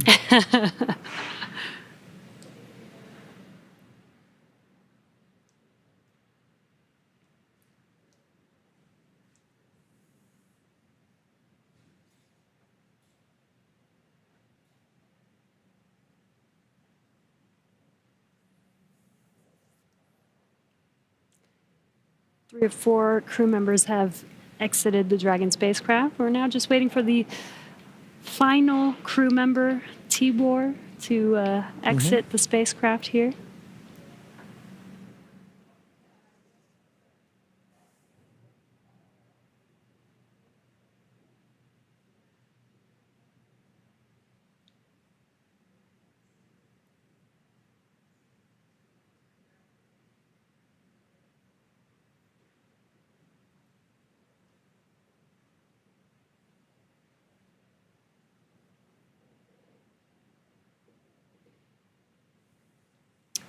And last but not least, mission specialist Tibor Kapu. Hungary marked a significant milestone in its space ambitions with the Ax-4 mission as astronaut Tibor Kapu became the first Hungarian to reach the International Space Station, and all smiles from him there. His participation under the banner of the Hunor Hungarian to Orbit program represents Hungary's commitment to advancing its role in international space exploration. This mission signifies the country's return to human spaceflight after decades and highlights its strategic investment in science, technology, and innovation. And Jesse, it was wonderful seeing Tibor's smiles and waves and high fives. You knew how important this mission was to the crew as they were prepping for it and throughout the mission. And seeing them be able to egress with the same smiles that they went into the capsule with, or into the spacecraft with.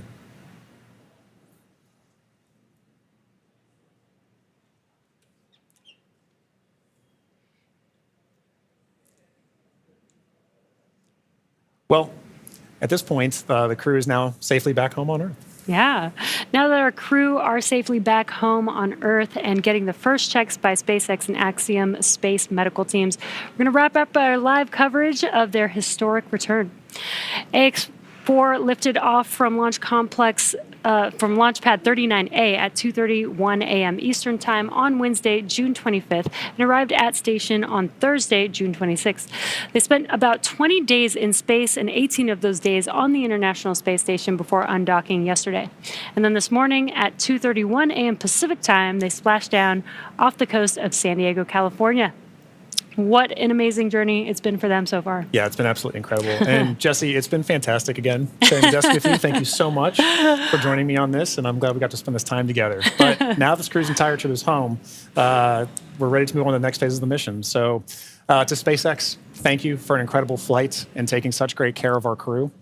To NASA, the International Space Station partners, and the Expedition 73 crew, thank you for helping make the efforts of the Ax-4 mission possible. We're really looking forward to collaborating with everyone again soon. And a special thank you to ISRO, ESA, and Hunor for entrusting us with this mission.